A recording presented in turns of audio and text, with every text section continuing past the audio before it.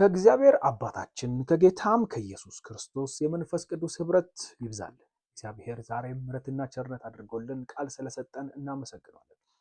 እግዚአብሔር ዝም ካለ መፈራት አለበት። እግዚአብሔር ዝም ካለ ይሁዳን ብዙ ጊዜ ኢየሱስ ክርስቶስ ዝም ይለው ነበረ፣ ጴጥሮስን ግን ይናገረው ነበር። ይሁዳን ዝም አለው፣ በዛው ጠፋ።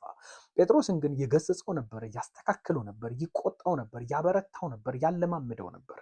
ልክ እንደዚህ ሁሉ ዝም ካለን መፍራት አለብን። ነገር ግን እግዚአብሔር የተመሰገነ ይሁን ቃል ስለሰጠን እናመሰግናለን። የእግዚአብሔር ቃል ነው ብለን ደግሞ የምናስተምራቸው ትምህርቶች አስተማሪ ስለሆነ ወይንም የሆነ አገልጋይ ስለሆነ በፍርሃት በንትን መቀበል ሳይሆን ያለብን የእግዚአብሔር የሆኑ ነገሮች ሁሉ ከቅዱስ ቃሉ መታየት አለባቸው። እንደ ቅዱስ ቃሉ መገምገም አለባቸው። እንደ ቅዱስ ቃሉ መፈተን አለባቸው። የእግዚአብሔር ቃል ይፈትናል፣ ያጠራል፣ ያስተካክላል፣ የሚያልፈውን ያሳልፋል፣ የሚጥለውን ይጥላል። ስሙ ለዘላለም የተባረከ ይሁን። ስለዚህ በክርስትና ሕይወታችን የምንጓዘውን ጉዞ እንደ እግዚአብሔር ቃል ማየት፣ እንደ እግዚአብሔር ቃል መገምገም፣ እንደ እግዚአብሔር ቃል ማየት አለብን። የኔ ትምህርት በእግዚአብሔር ቃል መመዘን አለበት፣ መታየት አለበት። ይህ ስለምሰጡኝ ሁሉ እቀበላለሁ። ስሙ ለዘላለም የተባረከ ይሁን። ይህ ዛሬ ያመጣሁት ትምህርት ከኔ እንዳልሆነ ያስታውቃል። እንመለከተዋለን፣ በእግዚአብሔር ቃል እናየዋለን፣ በእግዚአብሔር ቃል እንገመግመዋለን። ስለዚህ ልነግራችሁ የምፈልገው ነገር ምንድን ነው? በእግዚአብሔር ቃል መከተል፣ በእግዚአብሔር ቃል ማየት፣ በእግዚአብሔር ቃል መገምገም። መነሻ ሐሳቤን ወይንም መነሻ ትምህርቴን ያስቀመጥኩት ከምንድን ነው? ከሁለተኛ ቆሮንቶስ 4:5 ላይ ይጀምራል። እንዲህ ይላል፣ እኛም የምንሰብከው ክርስቶስ ኢየሱስ ጌታ መሆኑን እንጂ ራሳችንን አይደለምና፣ እኛም ራሳችን ስለ ኢየሱስ ስንል የእናንተ አገልጋዮች ሆነናል ይለናል። ጥቅሱን ስንመለከተው ጳውሎስና ቲሙ፣ ጳውሎስና ባልደረቦቹ፣ ጳውሎስና ጓደኞቹ ወይንም ጳውሎስ በክርስትና ያፈራቸው ልጆች፣ በክርስትና የሾማቸው ልጆች ምንድን ነው የሚለው? እኛን ሳይሆን የምንሰብከው ራስ በራሳችንን ሳይሆን የምንሰባበከው፣ ቆሮንቶስ ቤተክርስቲያን ታስታውሱ እንደሆነ ስንሰብክ የነበረው ጌታ ኢየሱስ ክርስቶስን ነው። በትክክል ይህ ሐሳብ ደግሞ እግዚአብሔር የሚደግፈው ሐሳብ ነው። እግዚአብሔር ሰዎችን እንድንሰብክ አይፈልግም። ቤተክርስቲያን ተብሎ ጀማ ሰብስበን ህዝብ ሰብስበን እኛን ልንደሰኩር፣ አስተማሪ ልንደሰኩር ወይንም የቀባንን ልንደሰኩር ሳይሆን የተጠራ ነው። 48 ሰዓት ሊሰበክ የተገባው ልጁ ኢየሱስ ክርስቶስ ብቻ ነው። ልጁ ነው የሚፈውሰው፣ ልጁ ነው የሚያድነው፣ ልጁ ነው ከኃጢአት የሚያድነው። ሰው ከኃጢአት ሊያድን አይችልም። ሰው ሊደርስልን አይችልም። ሰው ከተሰበከ የሰው ውጤት ነው የሚመጣው። ኢየሱስ ከተሰበከ ግን የኢየሱስ ክርስቶስ ውጤት ነው የሚመጣው። የኢየሱስ ክርስቶስ ውጤት ደግሞ እናውቃለን ምን እንደሆነ፣ ከአብ ጋር እንዳስታረቀን፣ ከአብ ጋር መኖሪያ እንዳደረገልን የሚታው ብዙ ስለ ኢየሱስ ክርስቶስ መናገር ይቻላል። ስለዚህ ሰውን የምንሰብክ ከሆነ ጉባኤው የሚሆነው የሰው ውጤት ነው።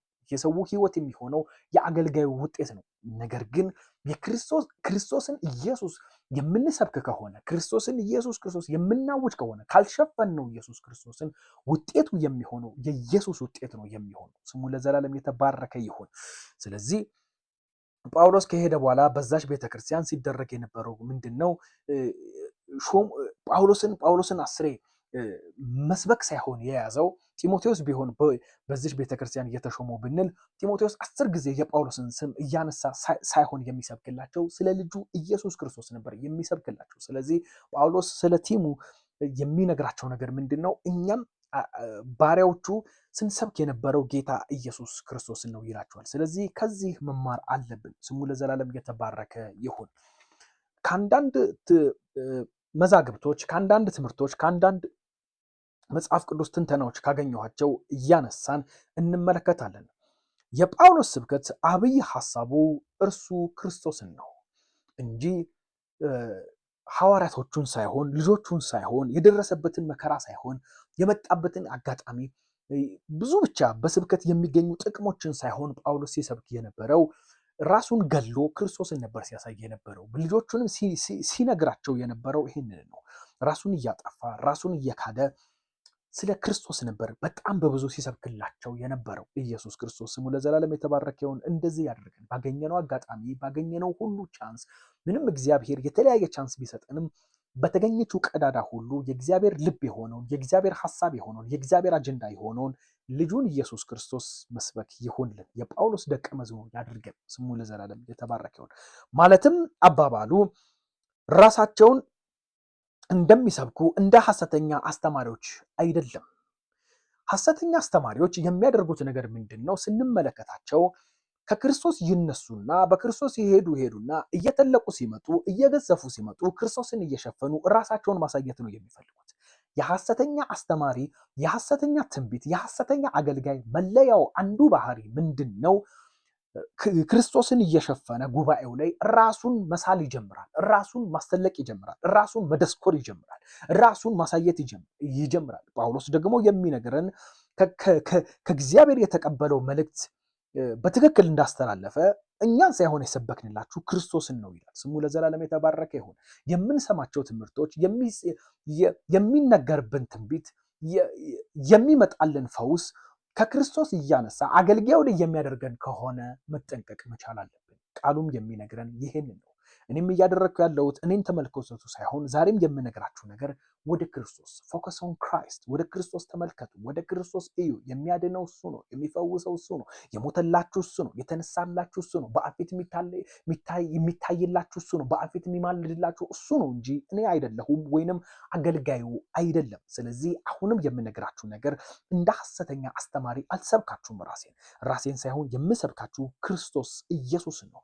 ክርስቶስ ነው በአፌት በኋላ ላይ የሚታይላችሁ። ስለዚህ አካሄዳችሁን ተመልከቱ፣ የምትከተሉትን እዩ፣ የምትሰሙትን ምረጡ። ስሙ ለዘላለም የተባረከ ይሁን። ሐሰተኛ አስተማሪዎች መለያ አንዱ ባህሪ ይህ ነው፣ ራሱን ይሰብካል። የሐሰተኛ አስተማሪ አንዱ ባህሪ መለያው ምንድን ነው ከተባለ ራሱን ይሰብካል። ስለዚህ ራሳቸውን የሚሰብኩ እኔ ፈውሼህ፣ እኔ እጄን ጭኜ፣ እኔ ባርኬህ፣ እኔ መስሪያ ቤት እንትን ብዬ፣ እኔ ጸልዬልህ የሚሉ ከሆነ መጠንቀቅ መቻል አለብን። የሚሉ ከሆነ አይናችንን መክፈት አለብን። የሚሉ ከሆነ እንደ እግዚአብሔር ቃል ትምህርታቸውን፣ ሐሳባቸውን፣ ትንቢታቸውን ማየት አለብን። የፈለገ ሰዎች ልንወድ እንችላለን፣ የፈለገ ባሪያዎች ልንወድ እንችላለን። ከክርስቶስ እያነሳ እሱ ላይ የሚያደርግ ከሆነ መጠንቀቅ መቻል አለብን። ሰውን ሊያድን አይችልም። ሰውን ሊያድን የሚችለው ኢየሱስ ክርስቶስ ነው። ክርስቶስ መካከለኛ ሆኖ ክርስቶስን እያጠፋ ራሷ የምትገን ከሆነ ራሱ የሚገን ከሆነ መጠንቀቅ መቻል አለብን እላችኋለሁ። እሺ፣ የአገልጋይ ሕይወትና ተግባር ይላል እዚህ ጋር ደግሞ የአገልጋይ ሕይወትና ተግባር የእግዚአብሔር እውነተኛ አገልጋዮች ከኃላፊነታቸው የሚሸሹ ወይንም ተገቢ ያልሆነ አካሄድን የሚከተሉ መሆን አይገባቸውም። ስሙ ለዘላለም የተባረከ ይሁን። የእግዚአብሔር ባሪያዎች ጭንቀት ሊደርስባቸው ይችላል፣ እጥረት ሊደርስባቸው ይችላል፣ የተለያየ መጎሳቆል ሊደርስባቸው ይችላል። ልክ እንደዚሁ ደግሞ ተቃራኒ ሀብት በሀብት ሊሆኑ ይችላሉ፣ መኪና በመኪና ሊሆኑ ይችላሉ፣ ጉባኤ በጉባኤ ሊሆኑ ይችላሉ። ኃላፊነታቸውን ግን መሸሽ፣ ኃላፊነታቸውን ግን መቀየጥ፣ ኃላፊነታቸውን ግን መበረዝ የለባቸውም። የተነሱት በክርስቶስ ነው። የተሾሙት በክርስቶስ ነው። የመንፈስ ቅዱስ በክርስቶስ ነው የሾማቸው። ስለዚህ ክርስቶስን ሳይጥሉ እስከ መጨረሻው ድረስ መሄድ መቻል አለባቸው። እጃቸው ያለ ነገር ክርስቶስን መሸፈን፣ ክርስቶስን መጋረድ የለበትም። ውድቀትም ስኬትም ማግኘትም ማጣትም ክርስቶስን ከሸፈነ ክርስቶስን ከጋረደባቸው ከኃላፊነታቸው እየተንሸራተቱ ነው። ስለዚህ የምነግራችሁ ነገር ምንድን ነው? እህቶቼና ወንድሞቼ ክርስቶስ ነው መሳል ያለበት፣ ክርስቶስ ነው መድመቅ ያለበት። በማግኘትም በማጣትም ኢየሱስ ክርስቶስ መሸፈን፣ ኢየሱስ ክርስቶስ መጋረድ የለበትም። ስለዚህ ኃላፊነታቸውን የሚሸሹ ወይንም ተገቢ ያልሆነ አካሄድን የሚከተሉ መሆን የለባቸውም። የእግዚአብሔርን ቃል በታማኝነት እና በግልጽ ማስተማር ይጠበቅባቸዋል እንጂ ግልጽ የሆነውን የእግዚአብሔርን ቃል ትርጉም ወደ ራሳቸው ሐሳብ መቀየር የለባቸውም። የእግዚአብሔርን ቃል እንደዚህ አድርገው ሊያስተምሩ የሚችሉ ሰዎች ያብዛልን። ለኑሯቸው ሳይሆን ለአካሄዳቸው ሳይሆን ስሙ ለዘላለም የተባረከው ለክርስቶስ ብለው እስከ መጨረሻው የእግዚአብሔርን ቃል ሳያጣምሙ ሳይሸራርፉ ልክ እንደነ ጳውሎስ ማስተማር፣ መስበክ፣ ቃሉን ማወጅ አለባቸው እላለሁ። ስሙ ለዘላለም የተባረከ ይሁን። ጳውሎስ የሚያደርጋቸው እንቅስቃሴዎች ቆሮንቶስ ቤተክርስቲያንን ለመጥቀም እንጂ ራሱን ለመጥቀም እንዳልሆነ በቃሉ መመዘን እንችላለን፣ በቃሉ ማየት እንችላለን። ስለዚህ አንድ አገልጋይ የሚሰብከው ለራሱ ጥቅም ነው ወይንስ ለክርስቶስ ጥቅም ነው? ለራሴ ጥቅም ነው የምሰብካችሁ ወይንስ ለክርስቶስ ጥቅም ነው? ለቤተ ክርስቲያን ጥቅም ነው ጳውሎስ ሲሰብክ የነበረው። ቆሮንቶሶች እንዲበረታቱ፣ ቆሮንቶሶች እንዲነሱ፣ ቆሮንቶሶችን ወደ ራሱ ሳይሆን ሲስብ የነበረው ወደ ክርስቶስ ነበር ሲገፋቸው የነበረው። ስለዚህ ጳውሎስ የሚያደርጋቸው እንቅስቃሴዎች ቆሮንቶስ ቤተክርስቲያን ለመጥቀም እንጂ ለመዝረፍ አይደለም፣ ለመጥቀም እንጂ ራሱን ለመጥቀም እንጂ ራሱን ለመጥቀም እንዳልሆነ በቅዱስ ቃሉ መመልከት እንችላለን። ስለዚህ በዚህ ዘመን ያሉ አገልጋዮች መመልከት አለብን። ለራሳቸው ነው የሚሰብኩን ወይንስ ለክርስቶስ ነው የሚሰብኩን? ስሙ ለዘላለም የተባረከ ይሁን። እየተሰበክን ያለ ነው ለመዘረፍ ነው ወይንስ ለመጠቀም ነው የሚለውን ከእግዚአብሔር ቃል ማየት መቻል አለብን። ስለዚህ ሞኞች አትሆኑ። የእግዚአብሔር ቃል የሚነግረን ነገር ምንድን ነው? ነገሩን ሁሉ በእግዚአብሔር ቃል መመዘን ማየት አለብን። ኢየሱስ ክርስቶስ ስሙ ለዘላለም የተባረከ ይሁን። የጳውሎስን አይነት ባሪያዎች ያብዛልን። ለራሱ ጥቅም ሳይሆን ለራሱ የሚክብበት ሳይሆን ለክርስቶስ አካል መገንባት ለክርስቶስ ቤተክርስቲያን መስፋት ነው ጳውሎስ በብዙ ሲተጋ የነበረው። ይህንም ባሪያ በዘመናችን ያብዛልን። ኢየሱስ ክርስቶስ ስሙ ለዘላለም የተባረከ ይሁን። ሌላ ምሳሌ ደግሞ እንደዚህ ያለ ይቀጥልናል። ጳውሎስ ራሳችንን አንሰብክም በማለት ጽፏል። ማለትም እንዲህ ሲል እርሱና የወንጌል አባላቱ አጋራቹ ራሳቸውን ከፍ ከፍ አላደረጉም፣ ከሰዎች ክብርን አልፈለጉም። ስሙ ለዘላለም የተባረከ ይሁን። በዚህ ዘመን እንዴት ነው ይሄ ነገር? እንዴት ነው እስቲ ይህችን አባባል ስንመለከታት እንዴት ነው ይሄ ነገር ብለን ስናየው ሰዎቹ ከፍ ከፍ የሚውሉበት አጋጣሚ ቢኖርም ራሱን ግን አልፈለገም።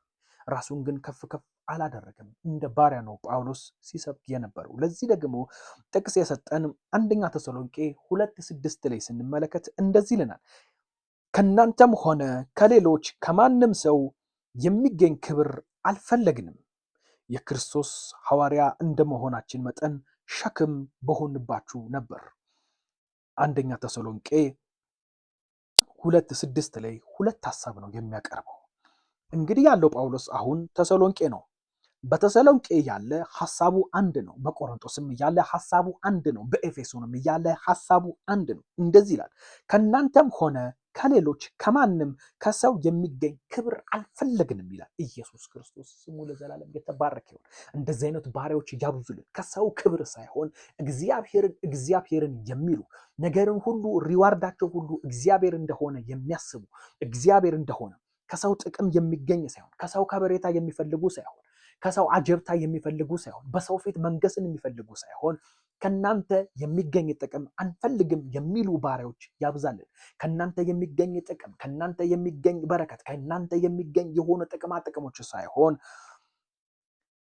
የክርስቶስ ሐዋርያ እንደመሆናችን መጠን ሸክም በሆንባችሁ ነበር ይላል። ሸክም ማለት ምን ማለት ነው? እንግዲህ ልጅ አገብቶ መውጣት ሲገባው ትልቅ ሆኖ እንደ ልጅ ሲሆን ይሄ ሳውን ሸክም ነው ይባላል።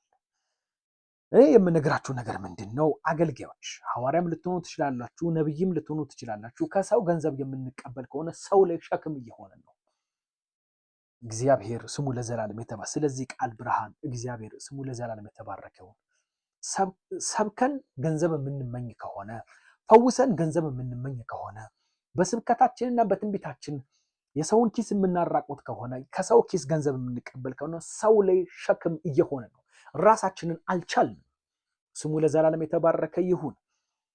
ጳውሎስ የሚነግረን ነገር ምንድን ነው? የክርስቶስ ሐዋርያ እንደመሆናችን መጠን ሸክም በሆንባችሁ ነው። ጉባኤው ላይ ሸክም መሆን ይችል ነበር። ነገር ግን ጉባኤው ላይ ጳውሎስ ሸክም አልሆነም። አንዳንድ ቤተክርስቲያን ላይ የምንመለከተው አንዳንድ ሳይሆን በብዙ ቤተክርስቲያን ላይ የምንመለከታቸው አገልጋዩ ለቅዱሳን ሸክም ነው። አገልጋዩ ራሱን መሸከም ሲችል ራሱን ነፃ ማውጣት ሲችል በክርስቶስ በሚባርከው በክርስቶስ ኢየሱስ ራሱን ሸክም ያደረገው ማለት ነው ጉባኤው ላይ ነው። ጳውሎስ የሚነግረን ነገር ምንድን ነው? ጳውሎስ ተሰሎንቄ ቤተክርስቲያን ላይ ሸክም መሆን ይችል ነበረ። ተሰሎንቄ ቤተክርስቲያን ላይ ሸክም በሆነባቸው እያመጡ ገንዘብ በሰጡት እያመጡ ገንዘብ እንካ ማለት በተሸከሙት ነበር። ግን ነገር ግን እሱ ሰዎች እንዲሸከሙት አይፈልግም። የእሱ ተሸካሚ ክርስቶስ ነው። የእሱ አቅራቢ ክርስቶስ ነው። የእሱ ፋይናንስ እግዚአብሔር ነው። የእሱ በረከት፣ የእሱ መብል፣ የእሱ መጠጥ መንፈስ ቅዱስ ነው። ስለዚህ እንደዚህ ያድርገን አገልጋዮች በጌታ በኢየሱስ ክርስቶስ ከሰው ትከሻ ያውጣን፣ ከሰው እጅ ጠባቂነት ያውጣን። ከሰው የምንጠብቅ አያድርገን። ከሰው የምንጠብቅ ሳይሆን ከመንፈስ ቅዱስ የምንጠብቅ ከእግዚአብሔር የምንጠብቅ ያድርገን። ጉባኤው እኛን አይሸከመን። ጉባኤው መሪዎችን አይሸከም። ጉባኤው ባለራእዮችን አይሸከም። ይልቁንስ ባለራእይ ጉባኤውን ይሸከም። ይልቁንስ በክርስቶስ የተሾመው ያ ባሪያ ጉባኤውን ይሸከም እንጂ ጉባኤው ባሪያውን አይሸከም። ስሙ ለዘላለም የተባረከ ይሁን። ወደ ሁለተኛው ሐሳብ ስንሄድ ይልቁንም እውነትን በፍጹም እያሳወቁ ከኢየሱስ ወንጌል ሌላ ምንም ነገር አልሰበኩም። ስሙ ለዘላለም የተባረከ ነው። ይልቁንም እውነቱን በፍጹም እያሳወቁ ከኢየሱስ ወንጌል ሌላ ምንም ነገር አልሰበኩም። ራሳቸውን አልሰበኩም፣ ዘመኑን አልሰበኩም፣ ፖለቲካውን አልሰበኩም፣ ኢኮኖሚውን አልሰበኩም። በፍጹም ግልጽነት ኢየሱስ ክርስቶስን ይሰብኩ ነበረ። በፍጹም ግልጽነት የኢየሱስ ክርስቶስን ዓላማ፣ አጀንዳ፣ ወንጌሉን ይሰብኩ ነበር። መነሻ ሀሳቤ ላይ እንደነገርኳችሁ በሁለተኛ ቆሮንጦስ 4 ላይ ነው። በሁለተኛ ቆሮንጦስ 4:2 ላይ እንደዚህ የሚል ቃል አለ። ነገር ግን ስውርና አሳፋሪ ነገር ትተናል፣ አናታልልም፣ የእግዚአብሔርን ቃል ከሐሰት ጋር አንቀላቅልም፣ ይልቁንም እውነትን በግልጽ እንናገራለን፣ በሰው ሁሉ ዘንድ ተቀባይነት እንዲኖረን ራሳችንን በእግዚአብሔር ፊት እናቀርባለን። 4:2 የሚለው ይህንን ነው። ነገር ግን ስውርና አሳፋሪ ነገር ትተናል፣ አናታልልም፣ የእግዚአብሔርን ቃል ከሐሰት ጋር አንቀላቅልም፣ ይልቁንም እውነትን በግልጽ እንናገራለን። ክርስቶስን ነው የተሰቀለውን ነው የሚሰብኩት። የሚያታልሉበት፣ የሚያጭበረብሩበት፣ ከሰው ገንዘብ የሚቀበልበት ብዙ መንገድ ቢኖርም የእግዚአብሔርን ቃል የመቀላቀል ቻንስ ብዙ ቢኖራቸውም እነሱ ቅድም ግን ምናለን? በሰው ሁሉ ፊት ተቀባይነት እንዲኖረን ራሳችንን በእግዚአብሔር ፊት ምን ላለን? እናቀርባለን። በእግዚአብሔር ፊት ራሳችንን ስለምናቀርብ አናታልልም። በእግዚአብሔር ፊት ራሳችንን ስለምናቀርብ ቃሉን ከተለያየ ነገር ጋር አንበርዘውም። ራሳችንን በእግዚአብሔር ፊት ስለምናቀርብ በሰው ሁሉ ዘንድ ተቀባይነት አለን ይላል። ስሙ ለዘላለም የተባረከ ነው። ስለዚህ በመጨረሻ ያነሳው ሀሳብ ምንድን ነው? በሰው ሁሉ ዘንድ ተቀባይነት እንዲኖረን ራሳችንን በእግዚአብሔር ፊት እናቀርባለን። በዚህ ዘመን የሚደረገው በእግዚአብሔር ፊት ራሳችንን ማቅረብ ሳይሆን የሚታየን በሰው ፊት ራሳችንን ለማቅረብ፣ ራሳችንን ንጹህ ለማድረግ፣ በሰው ፊት መታገል፣ በሰው ፊት እንዲለን፣ በሰው ፊት ለመታየት ሳይሆን ጳውሎስ የሚነግረን መጀመሪያ ያደረግነው ነገር በእግዚአብሔር ፊት ራሳችንን እናቀርባለን። ትዝ ይላችሁ እንደሆነ ነቢዩ ኤልያስ ከንጉሱ ፊት ሊቀርብ ሲል ምንድን ነው ያለው? በእግዚአብሔር ፊት የምቆመውን ብሎ ነው የማለው። በእግዚአብሔር ፊት የምቆመው ዛሬ በአካብ ፊት እገለጣለሁ አለ። በአብድዩ ፊት ተገናኙና ከአብድዩ ጋር ተገናኙና አብድዩ እንዴ ዛሬ ብትሄድብኝስ ይገለኛል እኮ ይሄ ሰውዬ፣ ዛሬ ብትሰወርስ የእግዚአብሔር መንፈስ የሆነ ቦታ ቢወስድስ አለው።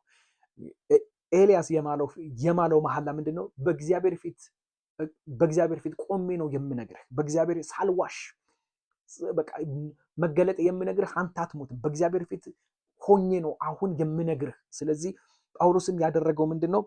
ራሳችንን በእግዚአብሔር ፊት እናቀርባለን አለ። አገልጋይ በእግዚአብሔር ፊት ራሱን ማቅረብ መቻል አለበት። በእግዚአብሔር ፊት ስትሆን ውሸታም መሆን የለብህም አይደለ? ትዝ ይለን እንደሆነ አብርሃም ዋሽቶ አጋር ጋር ገብቶ ወለደ አይደለ? ከዛ በኋላ እግዚአብሔር ከብዙ ጊዜ በኋላ ከመጣለት በኋላ አብርሃም በፊቴ ተመላለስ ማለት በጽድቅ በቅድስና በፊቴ ተመላለስ። እግዚአብሔር ስሙ ለዘላለም የተባረከው። እግዚአብሔር ፊት ራሳችንን ማቅረብ መቻል አለብን።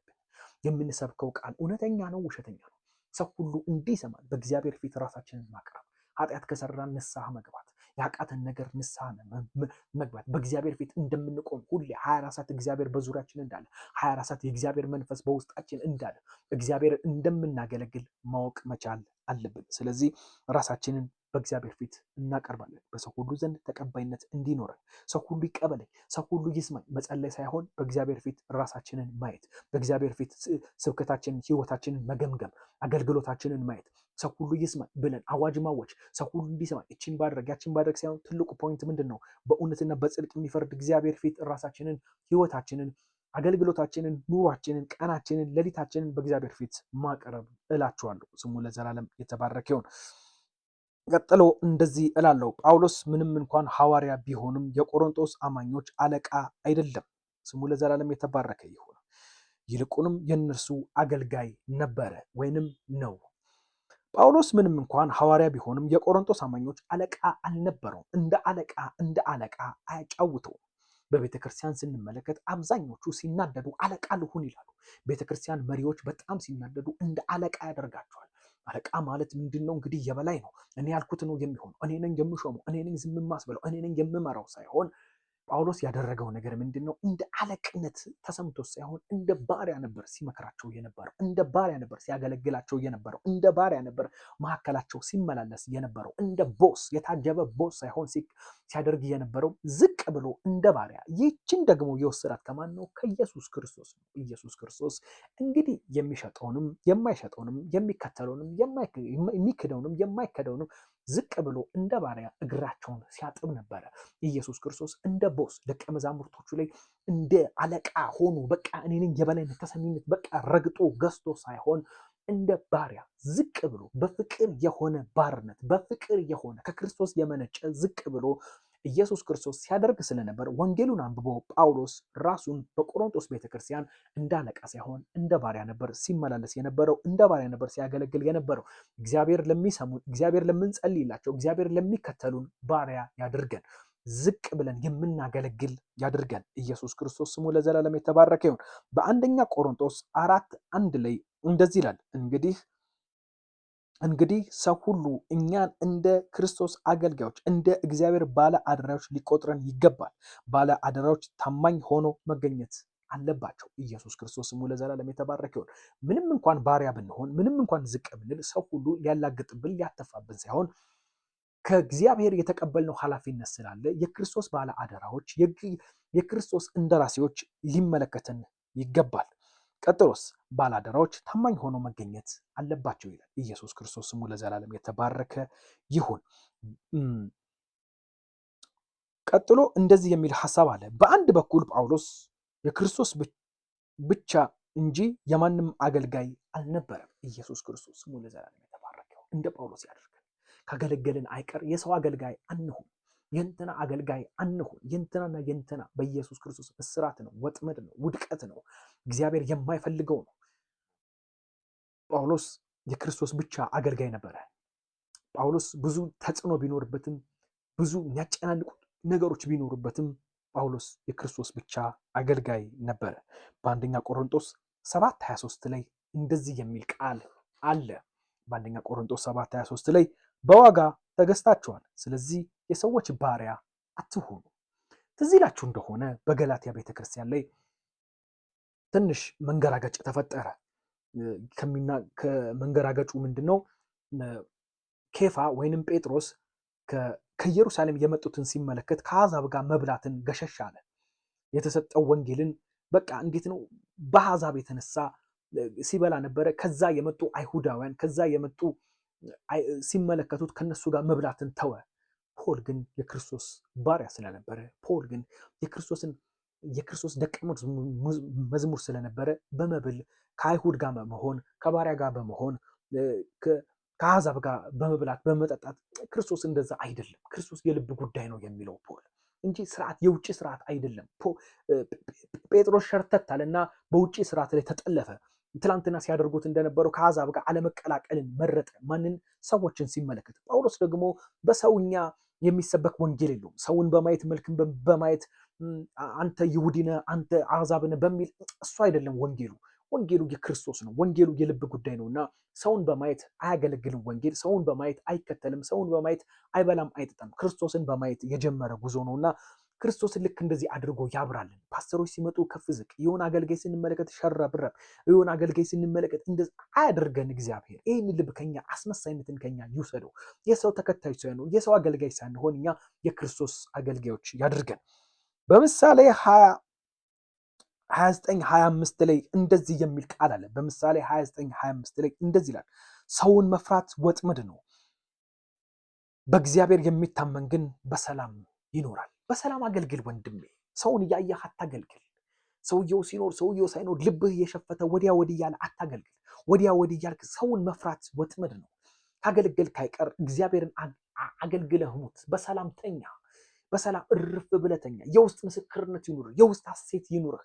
ሰውን መፍራት ምንድነው አለ ምሳሌ 29:25 ላይ ሰውን መፍራት ምንድነው? ወጥመድ ነው። በሰው ብለህ ወጥመድ ውስጥ አትግባ። ሰው እያየህ እንዲና እንዲህ ብለህ ባሪያ እያየህ አገልጋይ አታገልግል። እግዚአብሔር ስሙ ለዘላለም የተባረከ ይሁን። በዋጋ ተገዝታችኋል፣ የሰዎች ባሪያ አትሁኑ ይለናል ጳውሎስ። በዋጋ ለገዛን ለእግዚአብሔር መኖር ይሁንልን። ስሙ ለዘላለም የተባረከ ይሁን። በሌላ በኩል ግን ስለ ክርስቶስ ሲል ራሱን የሁሉ አገልጋይ አደረገ። ምንም ጳውሎስ ሰውን አልፈራም ሰውን እንደዚህ ቢልም ግን አገልግሎቱ እንዳይነቀፍበት አገልግሎቱ እንዳይመታበት ምን አደረገ? ስለ ክርስቶስ ሲል ራሱን የሁሉ አገልጋይ ዝቅ አደረገ። በአንደኛ ቆሮንቶስ 9:10 ላይ እንደዚህ የሚል ቃል አለ። እኔ ነፃ ሰው ነኝ፣ የማንም ባሪያ አይደለሁም። ነገር ግን ብዙዎች እመስል ዘንድ ራሴን ለሰው ሁሉ ባሪያ አደርጋለሁ። ጳውሎስ ነፃ ሰው ቢሆንም ጳውሎስ ነፃነቱ የገባው ሰው ቢሆንም የኔ ነፃነት ለሰው መሰናከያ እንዳይሆን ስለ ሁሉ ዝቅ እላለሁ አለ። እግሬን አጣምሬ እግሬን ሰቅዬ እግሬን እንደዚህ አድርጌ ሳይሆን የማገለግልህ ዝቅ ብዬ ነው። ነፃነቴን አውቃለሁ፣ ፍሪነቴን አውቃለሁ፣ ፍሪደሜን አውቃለሁ። በክርስቶስ ገብቶኛል። በክርስቶስ እኔ ከባሪያም አይደለሁም ከይሁዲም አይደለሁም። አዲስ የተፈጠርኩ ማንነት እንደሆነ ይገባኛል። ይሄ ምልልስ ለሰዎች እንቅፋት እንዳይሆን ከሁሉ ደግሞ ዝቅ ብዬ አገለግላለሁ አለ። ስሙ ለዘላለም የተባረከ ይሁን።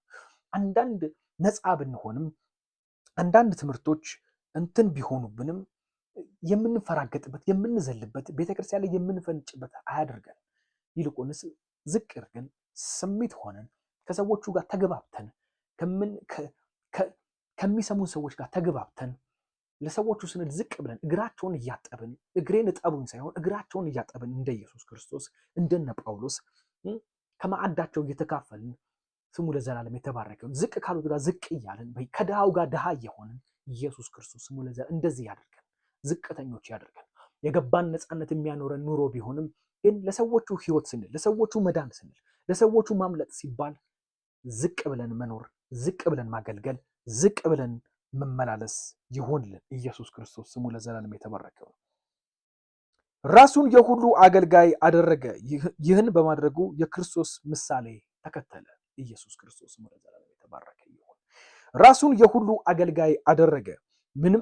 ይህንን በማድረጉ የክርስቶስ ምሳሌ ተከተለ። በአንደኛ ቆሮንቶስ 11:1 ላይ እንደዚህ የሚል ቃል አለ።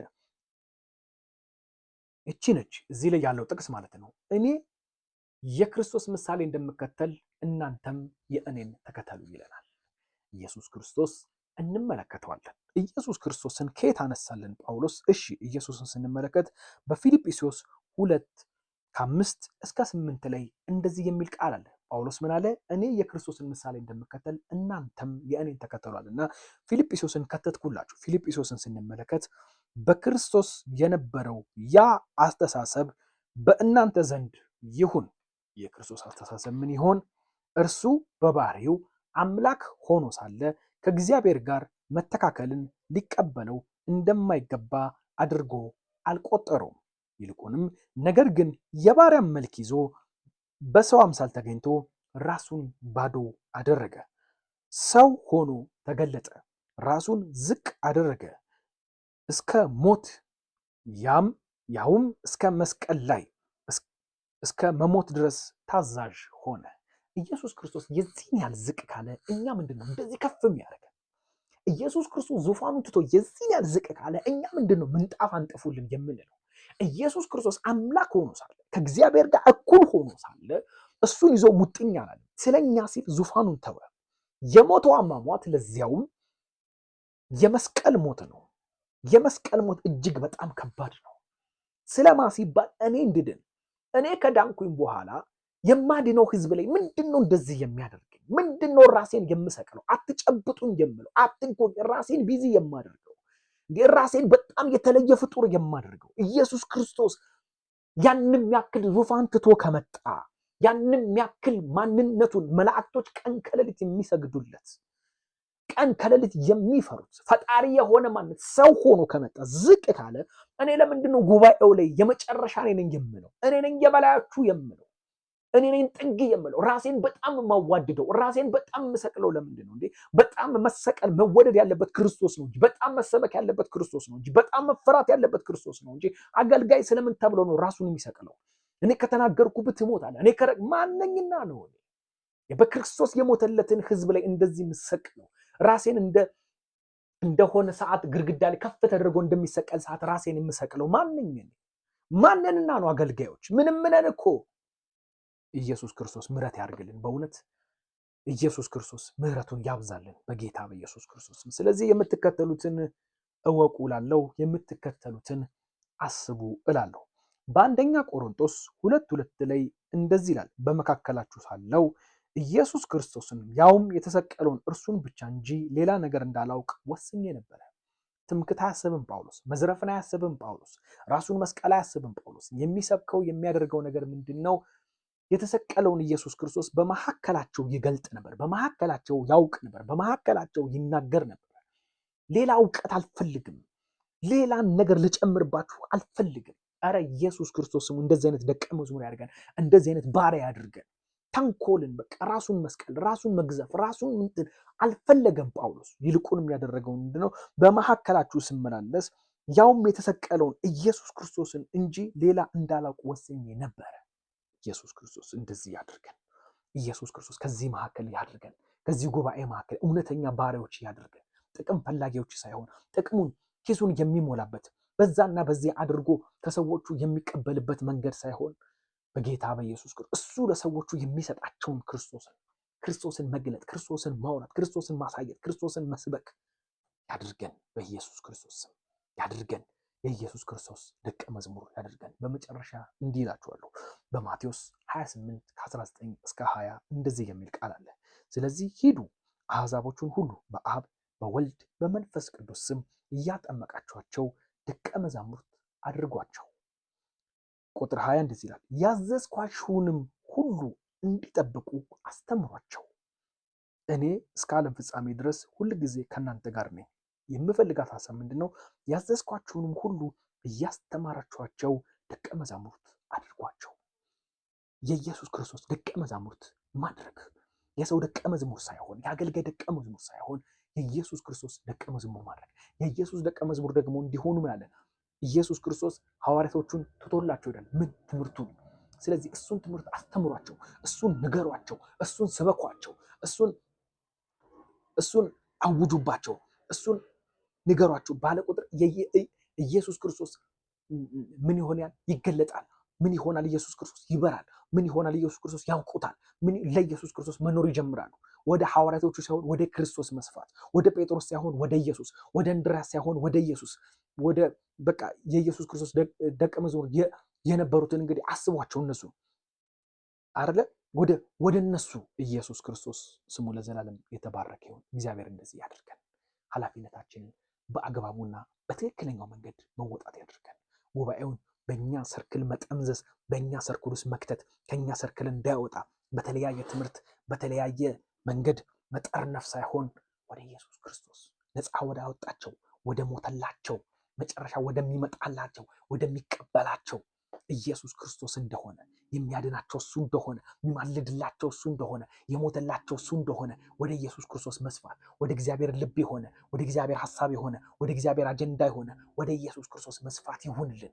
ወደ ኢየሱስ ክርስቶስ መልቀቅ ይሁንልን። ከሰው እያነሳን፣ ከራሳቸው እያነሳን፣ ከዓለም እያነሳን፣ ከኃጢአት እያነሳን የሚሰጠንን ህዝብ፣ የሚሰጠንን ትውልድ፣ የሚሰጠንን ኔሽን ወደ ክርስቶስ መልቀቅ ይሁን። ወደ ክርስቶስ ቋት ውስጥ ማስገባት ይሁንልን። ወደ ኢየሱስ ክርስቶስ መስፋት ይሁንልን። የጳውሎስ ትምህርት ይግባን። የጳውሎስ እርምጃ ይግባን። የጳውሎስ አካሄድ ይግባን። በጌታ በኢየሱስ ክርስቶስ ስም ለዘላለም የተባረከ ይሁን። እግዚአብሔር አባት የሰው ደቀ መዝሙር አታድርገን። የአገልጋዮች የተቀቡ አገልጋዮች የነሱ ደቀ መዝሙር አታድርገን። ካደረግከን አይቀር መንፈስ ቅዱስ እኔ እለምንሃለሁ የኢየሱስ ክርስቶስ ደቀ መዝሙር አድርገን። የሰው ባሪያዎች አታድርገን። ሰውን መፍራት ወጥመድ ነው ብለህናል። ወጥመድ ውስጥ አንግባ። ይልቁንስ ወደ ኢየሱስ ክርስቶስ የምንመለከት፣ በኢየሱስ ክርስቶስ የምንመላለስ የኢየሱስ ክርስቶስ ደቀ መዝሙር አድርገን። ስም ለዘላለም የተባረከ ይሁን። ይህ ትምህርት ብዙዎችን ነፃ ስለሚያወጣ ከሰዎች ላይ እያነሳ ከአገልጋዮች ላይ እያነሳ ብዙዎችን በጌታ በኢየሱስ ክርስቶስ ነፃ አውጥቶ ክርስቶስ ላይ ስለሚያደርግ እኔ እባርካለሁ። ስም ለዘላለም የተባረከ ይሁን። እግዚአብሔር አባቱ ይህ ትምህርት 30፣ 60፣ 100 ፍሬያማ ስለሚሆን እኔ አመሰገንኩ። ስም ለዘላለም የተባረከ ይሁን። የታሰሩ ነፃ ይውጡ። ቀንበር የሆነባቸው ሰው ከላያቸው ላይ ይንቀባል። ቀንበር የሆነባቸው መሪ ከላያቸው ላይ ይንቀባል። ቀንበራቸው ክርስቶስ ይሁን በጌታ በኢየሱስ ክርስቶስ። አረ ኢየሱስ ክርስቶስ እንኳን ቀንበር አልሆንብንም። ሰው ቀንበር አይሆንብን። ሰው ሸክም አይሆንብን። አንታለን፣ አንሽወድ።